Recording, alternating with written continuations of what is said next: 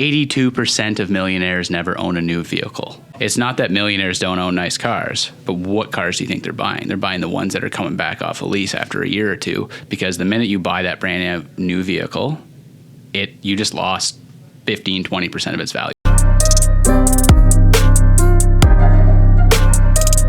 Welcome to another episode of Here We Grow. Today, I'm super excited to have my buddy Scrives, Mr. Adam Scriver, who is a senior, Senior financial consultant. It just sounds so like legit, man. Senior financial consultant with IG Management. So for anybody who hasn't seen the podcast before, it's called Here We Grow for a reason. It's something that we say around this office a lot, because that's the goal with business, right? Mm-hmm. And it should be the goal. I think I strongly believe that if you're not growing, you're dying. And if you're not trying to do better every single day, what's honestly the point of like living and being here, right? So whether that's health, your relationships, your business, whatever, and you fit the bill, man. You are somebody that, because obviously I've known you for a few years now, and you're somebody that's always chasing more and being better. You just took a big leap of faith, which I'll let you get into in a second, of going into kind of owning your own business again. And you're always talking money. Every time I talk to you, I learn something new about money. So, and I appreciate you very much for that. You've taught me a lot. So why don't you talk about who you are and your story, and kind of, to that point, how, your growth has kind of happened over the years and where you're at now. Yeah. Thanks, Pat. I'm that middle-aged, I'm hitting middle age. I'm 35, starting to think about the bigger picture, and starting to realize that, time is a currency that I can't go buy. So I get what I get, and I need to be efficient with it. So, nobody wants to be on the, 35-year work, till the end, until my pension's full, or at least I'm not that type of person anyways. Right. I would rather be in control of my hours, or my destiny really at the end of the day. So, I started off in the industry, was always a type A personality. Actually worked at IG Wealth Management fresh out of college when I was 20. Things were going well. My personal life tossed me a curveball, led that I had to step away from the business because I like to practice what I preach. That led me to getting some very valuable experiences at many different financial institutions, but working for a big five bank in the downtown core of Kingston really got me, working with higher level clients and higher, more sophisticated financial situations. And, that's really, where I started to, you run into scenarios like individuals like yourself. And it's, when someone like yourself said, kind of, what are you doing, working 9 to 5 and kind of, being chained to the desk, you've got what it takes. So, go take it. Right. And I always had that, bro. I always had that itch in the back of my mind. And it just, the day that I put in my notice, I remember looking my branch manager in the face and saying to them, it's not that I'm unhappy. This is something I've got to go do, because if I'm ever going to be happy in this environment, I need to know whether or not I can make it on my own. I need to know. It's a big leap of faith. It is, because but you're betting on yourself. Like, we're going to talk a lot about investing today. I think the number one investment you can make in this world is in yourself. 100%. If you can't bet on yourself, then why should anybody else? Mm-hmm. Because to generate, you have to generate. If you want to invest, and we're going to talk a lot about this too, but like, if you want to invest, you need to generate income, and the first way to generate income is, and you put this so well, dude, is time as a currency, right? Mm-hmm. And I don't think people think about it like that, but that's exactly what it is. And you have to, for a certain percentage of your life, and I think the goal should be to eventually not trade your time for money. Mm-hmm. So you have to trade your time for money for a certain period of time. You might as well make that time that you're trading for money worth as much as humanly possible, right? Yep. And that investment you make in yourself is the best way you can do that, because it's all up to you. The sky's the limit if you put yourself in the right position, right? Like, there was probably a ceiling to how far you could have got with a big five bank, and now that you're out on your own, I'm imagining that you get a little bit more flexibility and freedom, and opportunity, I think, is a big word, I'd imagine. Well, there's that, but like any corporate structure, there's a certain level of politics that go on, and I think we've all seen, society is getting a lot more educated and is getting better in a lot of areas.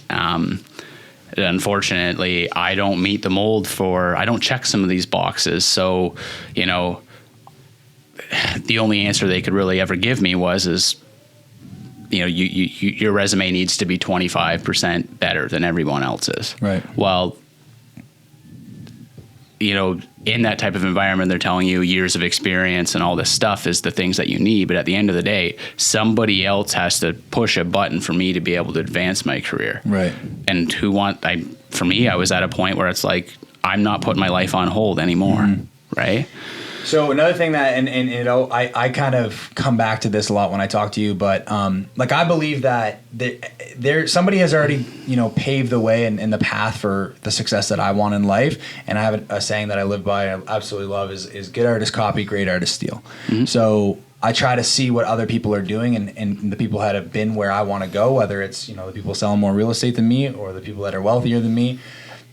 They paved that way and they've already figured it out. So one of the things you talked about was getting in front of high net worth people. Mm-hmm. Is there a different, like, I notice that there's a different energy in the room when you're in the room with those types of people. They think differently. They see things differently. Can you talk about just being, you know, in the room with some of those people and kind of, you know, either how they got there or, you know, the kind of their mentality around money, or kind of how it influenced you even? Yeah, so I mean, it's certainly had an influence on me because I don't come from a high net worth background myself, but I come from a hardworking family, I would say, and that's something that I was fortunate enough playing team sports and stuff like that I was subject to playing sports with a lot of maybe high net worth families and maybe observing the kind of decisions and the kind of things that, you know, those parents are doing then, and I've been able to transition that to now. And then when I'm, you know, you're in a room with those types of clients, it's hard to describe. There's like an aura. Mm-hmm. Like when I have a regular appointment, I'm not like wired and like almost got the shakes, but I know when I'm going into like the real deal and I've got, you know, a real big opportunity and I know I'm going to get asked some questions that I likely don't have the answers for today. That a lot stems with the uniqueness of each situation. But I would say the common thing that I've noticed with high net worth people versus the average is that they ask questions. They've actually spent time educating themselves on maybe some things that could benefit their current situation before they arrive in the office. Mm-hmm. So that way they're not just 100% depending on the advisor or the consultant in front of them at that moment.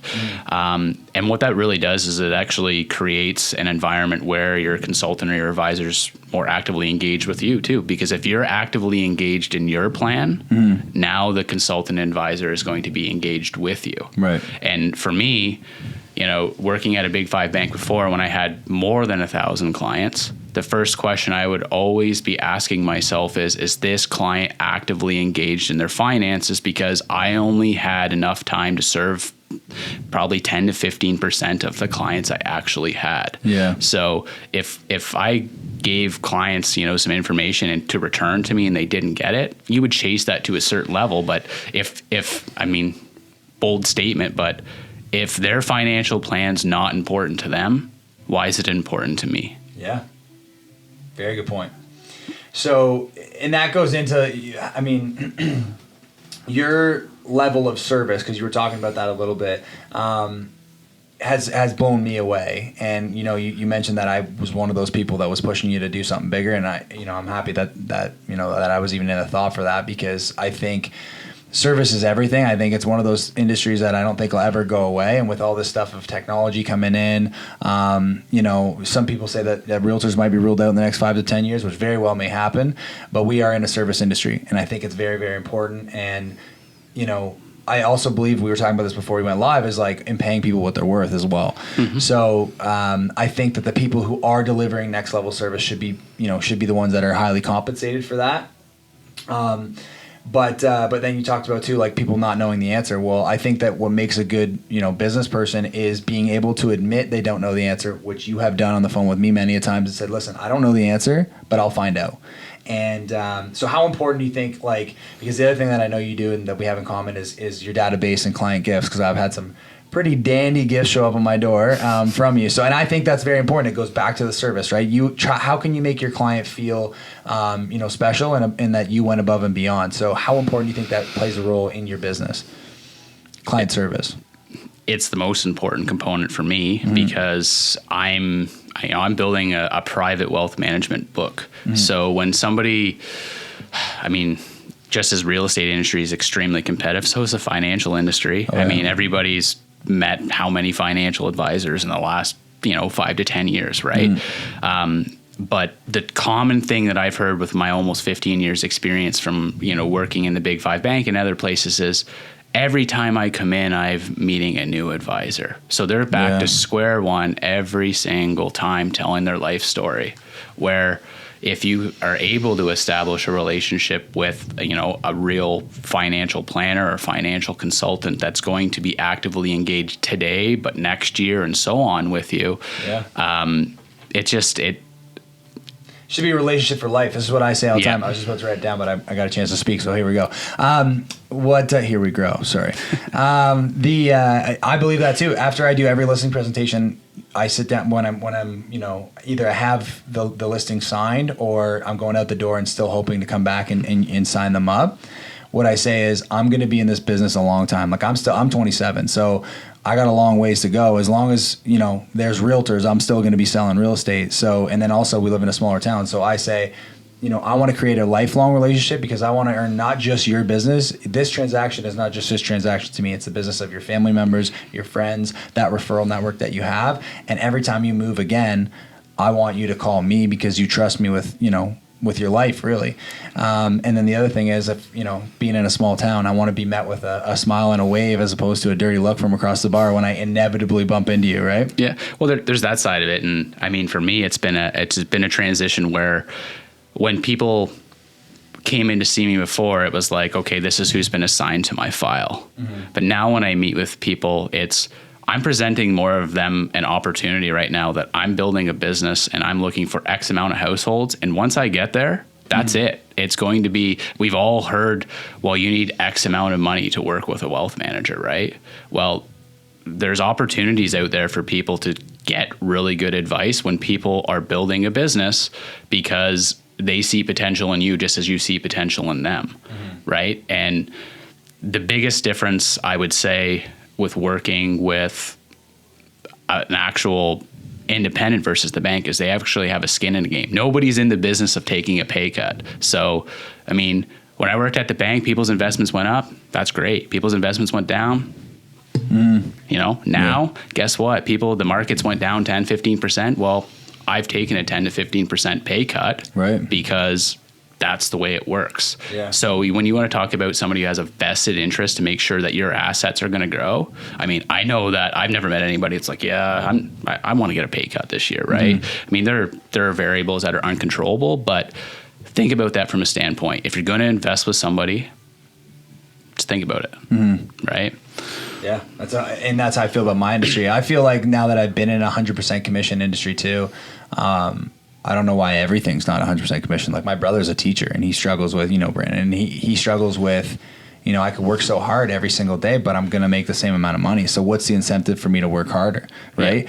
Yeah. And you're handling people's money. So you should be incentivized to, look after it. And also vice versa. If it's, mismanaged, then you should, be penalized more or less. Right. Same for me. Right. If I misplay how we list somebody's property, I could lose them, a lot of money, but I could also lose myself. And I don't even look, I think a lot of people think like it's a big misconception. I literally heard this yesterday at the table. Oh, well, yeah, you sold their house for like more money, so like you're going to make more commission.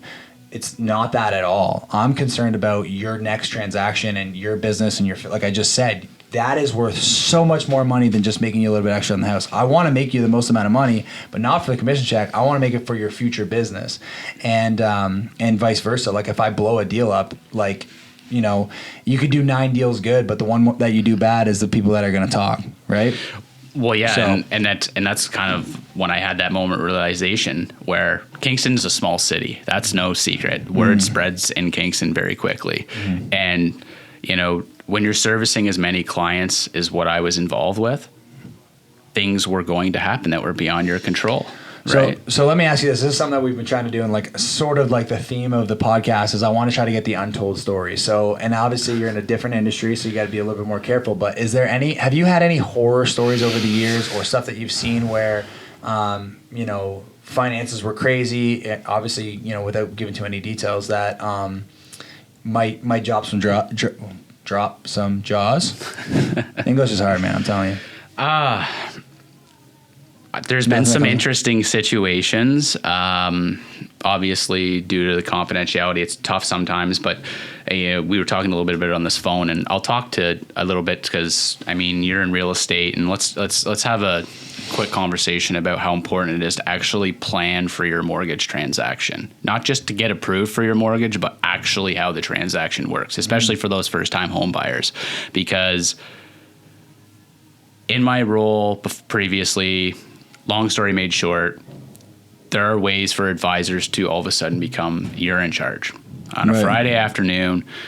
And if you can imagine this, client rolling into the bank 2:00 on a Friday with a U-Haul, fully packed, and kids in the U-Haul and the whole 9 yards. And we just went to pick up the keys from the lawyer's office and we can't close. And I'm like, this is a nice day to be in charge. What are we going to do about this situation? I'm trying not to, this is not good. That's my first instinct. Everybody panic! But relax, stay calm, peel back the layers, right? So, you're going through the progressions and I start looking and, eventually I start to realize, okay, this is actually doable. There's actually a miracle that could possibly happen here where I can probably do some things. Right. Long story made short, nobody ever told these clients that they actually needed to come get their down payment from the bank and make a draft and take it to the lawyer's office to close to get their keys. Oh, jeez. So they get to the lawyer's office, they won't give them the keys. They say they're short money. Well, their down payment's sitting in their checking account. Right. All they needed was somebody to make a draft, drive it to the lawyer's office to close. Wow. Right? So that's tough too, because I feel like with our industry, it's different in the United States how the transaction works, but in Canada, the realtor is, we do everything until the deal is done. The deal's firm, and then it just kind of goes like this. Mm-hmm. So the financial advisors or the mortgage broker, whoever, plays a role, and then they kind of take it from there with the lawyer, and we're kind of stepped out of the transaction, and we try to do our best to kind of stick handle and help hold their hand through as much else as we can. But it's tough that I feel like education is key. I always say, I'm not in the sales business, I'm not in the education business, because if they, them knowing, that's such a simple thing that they obviously nobody told them, their realtor didn't tell them, the ball got dropped on multiple different fronts, but that's crazy. So another thing I wanted to talk about too is, because I know I'm passionate about this, but and there's the bell ringing again. That's 2 podcasts in a row. I don't know if the mics will pick that up, but somebody's doing a deal. So we have a bell in the front lobby that agents ring when they do a deal, and I think that's going to be a reoccurring issue on the podcast. But what do you think is the most common mistake that people make with their financial plan? Or hold on, let me go further. What is the most common mistake that you see people make financially? And I'll go even a step further than that, because I see people lose out on financing for a home because they've made poor financial decisions. Yep. The number one is buying a vehicle. Yep. So especially before they close, going out and buying a vehicle. Yep.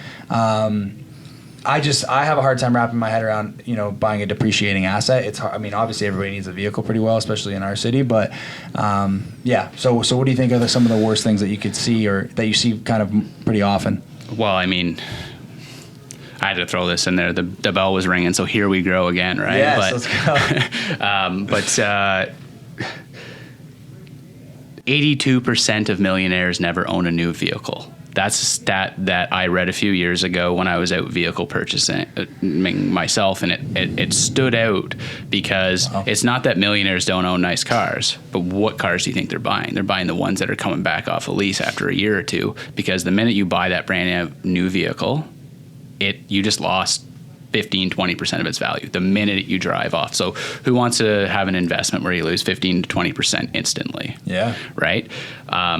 But for people buying houses, it's actually like having any form of car payment. That is one of the biggest inhibitors to getting people approved, especially for first-time home buyers plans. I mean, really, in theory, if you want to buy a house, you need to own your vehicle outright, especially in current market conditions. I can't tell you. I would say over 50% of the time when I meet with a first-time home buyer over the course of my career, if I can't get them approved, it's because they have a brand new vehicle payment. Almost always. Mic drop. And the reason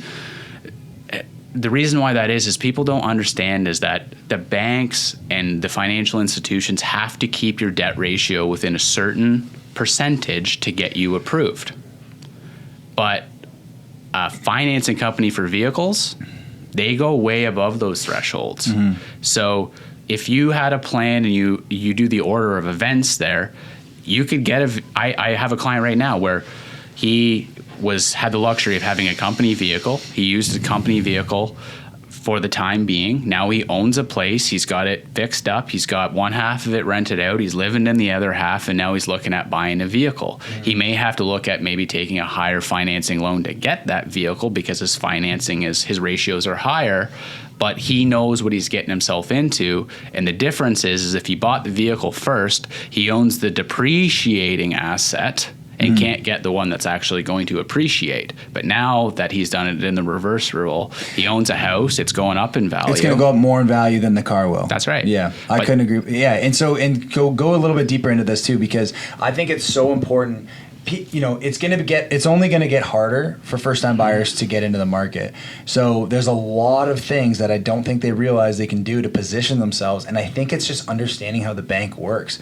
And I had somebody tell me one time that it was somebody who's relatively wealthy, and he said, you'll never be truly wealthy until you're smarter than the bank because they got all the money. Yeah. And so I think but I have seen so many investors just understand what the banks are looking for and make their finances, that way so that when they go in, they can be, they can get, the highest pre-approval range and et cetera. So, yeah, like you talked about, obviously the debt ratio is the biggest one, right? But there's a TFSA. Obviously, Canada's talking about doing, or might just be Ontario, a first-time home buyer, basically TFSA type of thing. So, yeah. Yeah, like one of the common things, because a lot of people don't create or have a plan first of all, and then they start thinking about buying a house, and then they start thinking about the plan. But you can make your down payment grow significantly by utilizing a TFSA at first and with that plan, and then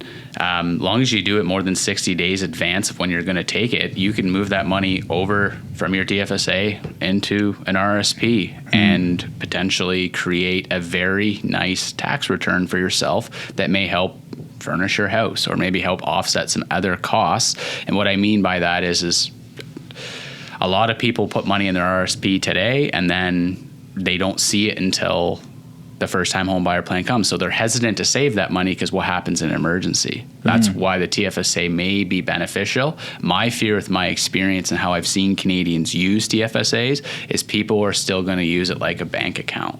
But a tax-free savings account, the major benefit to you is that the investments in that account, when you make money on it, you don't pay tax, right?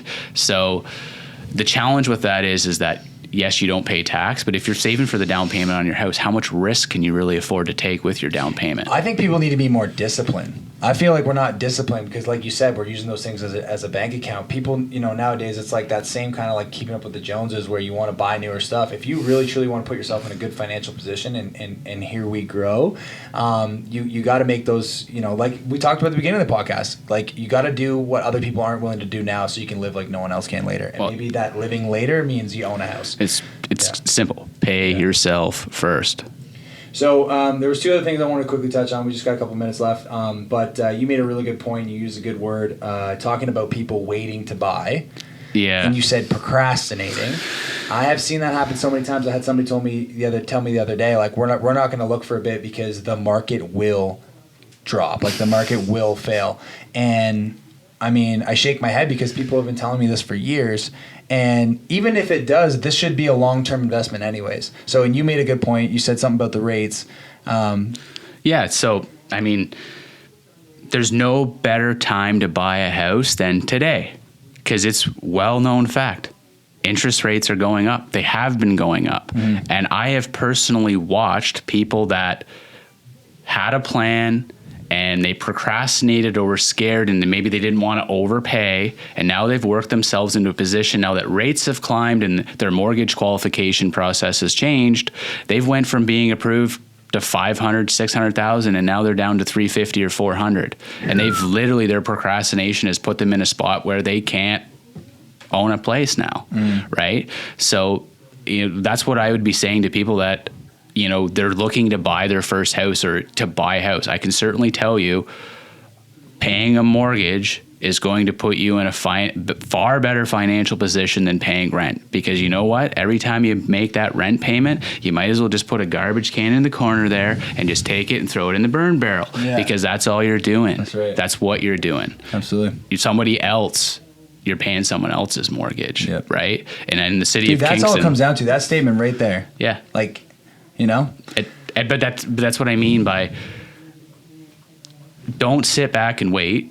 Maybe, we've all heard, the market's maybe slowing down here or there, but I'm pretty confident saying, based on my financial knowledge, houses prices aren't going to go down. And there's so many reasons, and we don't have enough time on this camera for me to get into the economics on why that's not going to happen. But I'm confident in telling you that you're not going to see $700,000 houses start selling for $550. Yeah. But right back to your point, though, is like, it's either you're paying somebody else's mortgage anyway. So my thing is, like, for first time buyers, buy something. It's not that glorious, but just buy something. Yep. And then let your pay down your own asset, and then let your asset go up in value, whether it's in the next 5 years or 10 years or whatever it is. As long as you're holding it long term and not flipping it in the next year, then you should be solid.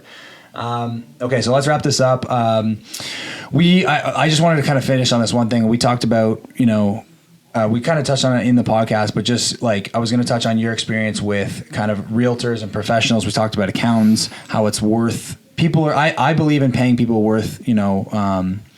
paying people what they're worth, I guess I should say. So, and you were talking about that a little bit. So weigh in on that, how important is it to have a good realtor in your corner, or a good accountant, or whatever?